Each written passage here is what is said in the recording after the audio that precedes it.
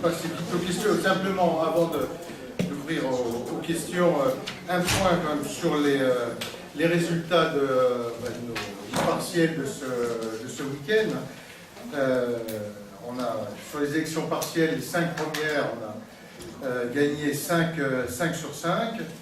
Sur le premier tour des deux dernières, sur l'Amérique du Nord, on fait un très bon résultat.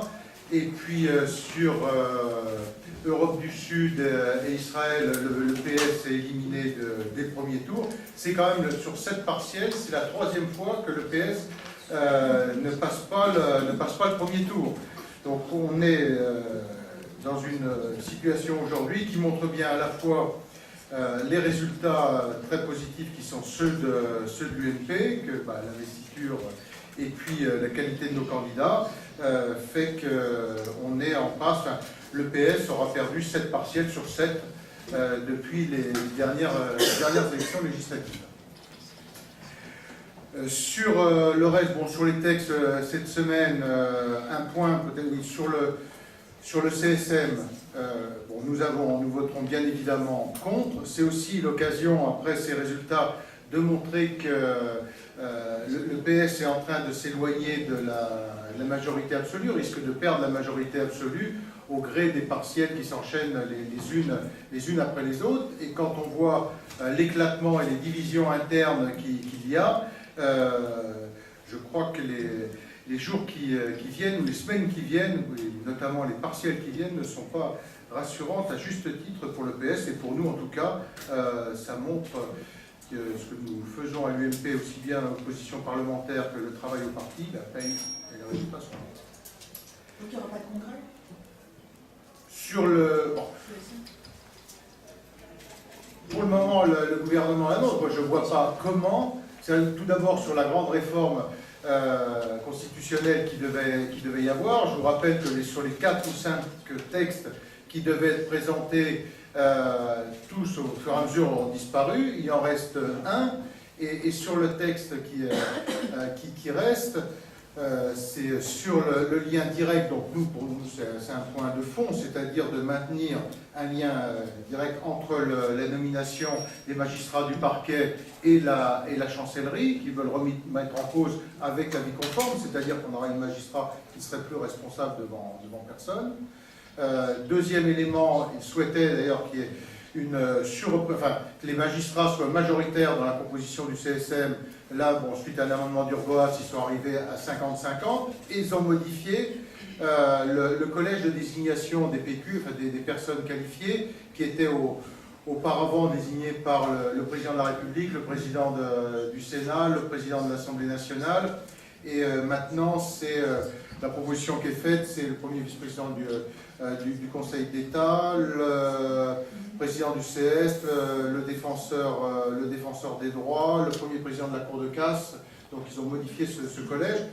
Mais nous, il est hors de question, et là-dessus, il n'y a pas une voix à l'UMP qui manquera. Nous sommes clairement complètement opposés à ce texte.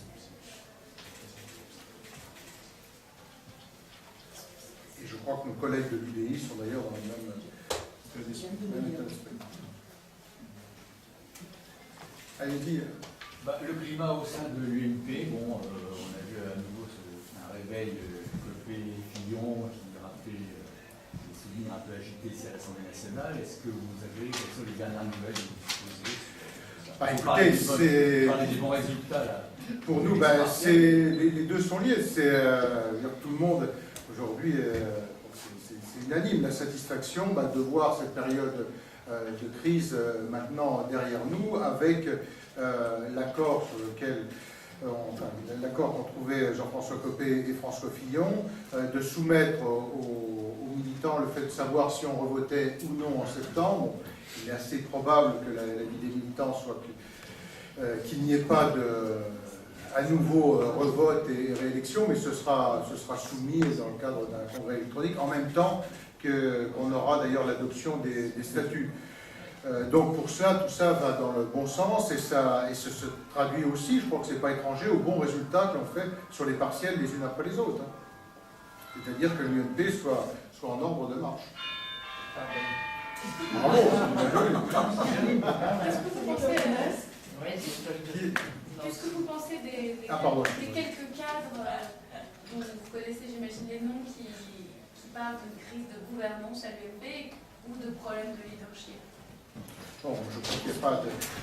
Non seulement il n'y a pas de crise de gouvernance, mais j'ai plutôt envie de dire que ça se passe bien. L'UMP, dès sa création, quand la manière dont l'a voulu Jacques Chirac, c'était de rassembler la droite et le centre.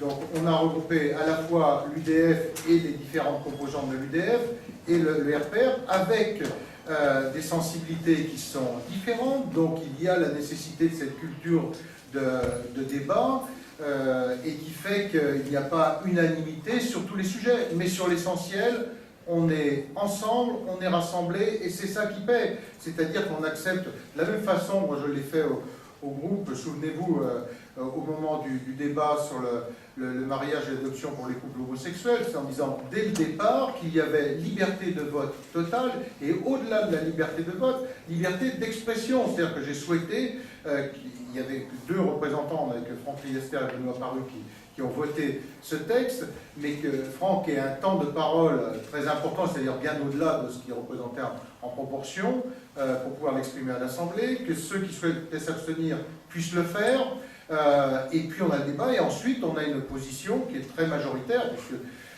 première comme deuxième lecture, 196 députés, on a 2 pour et 5 abstentions, donc il n'y a aucune ambiguïté, mais c'est bien qu'il y ait ce débat, parce que ça ne peut pas être autrement dans un parti comme l'UMP, dans la mesure où on rassemble effectivement du centre à la droite, l'ensemble de la droite et le centre. Il y a forcément débat, on n'est pas unanime sur tout, bien évidemment. Qu'est-ce qu'il faut faire de la contestation après la dernière manifestation, en tout cas pour François Copé, puisqu'il a dit sur le mariage? Est-ce que vous appelez comme lui à traduire dans les urnes la contestation obligatoire? C'est dans la nature des choses, c'est-à-dire qu'après un premier engagement, ce qui a été formidable, les enseignements, j'ai tiré 3 enseignements de la manifestation de l'ensemble de la mobilisation. Le premier enseignement, c'est la formidable et l'exceptionnelle mobilisation des jeunes. Il y a longtemps qu'on n'avait pas vu autant de jeunes mobilisés avec autant de vigueur, autant de foi dans leur engagement. Le deuxième enseignement, c'est que cette mobilisation s'est nourrie et réciproquement de la mobilisation des parlementaires UMP.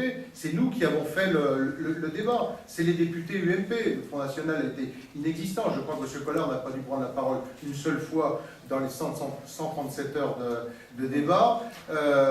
Marion Le Pen a dû faire 2 interventions, genre de 2 minutes chacune. Enfin, ils ont été inexistants. C'est l'UMP qui a créé le débat.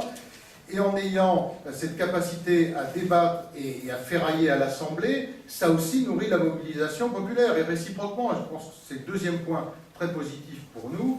Et puis le troisième point, c'est que François Hollande restera tout au long de son quinquennat comme le président qui divise. Plus jamais il ne pourra être le président qui rassemble. C'est le président qui divise. C'est sa marque de fabrique. La prochaine étape, est-ce que c'est les municipales? Naturellement, moi je pense que ça passe dans l'engagement, mais ça se fait par nature, quand on a un engagement. Moi je viens d'un mouvement de jeunesse, de syndicalisme, jeune, et donc une fois qu'on est engagé, on a envie à un moment de concrétiser. Et pour concrétiser, dans la vie publique, c'est l'engagement politique. Et je pense que les choses se feront naturellement. Et là, vous portez sur la primaire à Paris. On peut faire un premier bilan déjà de cette campagne sur le fond et sur la forme. Est-ce que vous pensez que c'est quelque chose qui va... c'est une bonne chose pour votre parti politique? On a quand même vu des tensions lors des débats, des attaques directes des candidats, notamment Nathalie Kosciusko-Morizet. Est-ce que c'était finalement la bonne solution pour votre parti, l'UMP? Je pense qu'on va... c'est ce que je disais tout à l'heure, à partir du moment où on est un parti de rassemblement, comme, encore une fois, comme l'avait voulu Chirac au moment de sa création, il faut accepter ce débat, et le débat, ça ne doit pas être l'invective. Et puis la règle, c'est qu'on ne tire jamais contre son camp, parce que ce qui nous rassemble est plus fort que ce qui nous divise. Et donc on peut avoir des points de désaccord, on peut les exprimer, mais on ne les fait pas en attaquant ad hominem. Donc, bon, ce qui s'est passé la dernière fois, Guillaume Pelletier avait été rappelé alors par tout le monde là-dessus, en disant qu'on ne doit pas avoir ce type d'attitude. En revanche, il est normal que ça s'exprime, ça bouge. Bon, moi, ma position sur la primaire, bon, tout le monde la connaît, je l'ai dit à plusieurs reprises, toujours considéré qu'il valait mieux un bon accord qu'une mauvaise primaire. Mais à partir du moment où on a décidé de cette primaire, aujourd'hui la Fédé de Paris est mobilisée là-dessus, et il faut continuer à avancer. Moi, je pense qu'on peut formidablement bien réussir cette primaire, mais il faut que les Parisiens s'engagent, et je note que de jour en jour, là on est en train d'augmenter, ça a eu un peu de mal à démarrer, mais que les inscriptions à la primaire augmentent tous les jours, et ça c'est plutôt bon signe, et je pense que ça augure plutôt bien de la primaire. Mais c'est effectivement un apprentissage, mais bon, on avance. Ouais. Le groupe socialiste a déposé une proposition de loi pour transformer le Conseil constitutionnel en Cour constitutionnelle. Vous seriez favorable à une réforme du Conseil constitutionnel? Il faut vraiment ne pas se préoccuper de ce qui préoccupe les Français pour aller sur ces sujets en ce moment. On va avoir fait 7 mois, jusqu'au mois de juillet, sans avoir un seul texte économique ou social à l'exception de l'accord des partenaires sociaux. Au moment où, depuis que Hollande est en place, c'est chaque jour plus de 1000 chômeurs de plus, et sa préoccupation, voilà, c'est de cet ordre-là, de savoir si on change le nom du Conseil constitutionnel. Vraiment, il faut être déconnecté complètement des préoccupations des Français pour aller sur ce terrain. L'heure est grave pour le PS. C'est bon ?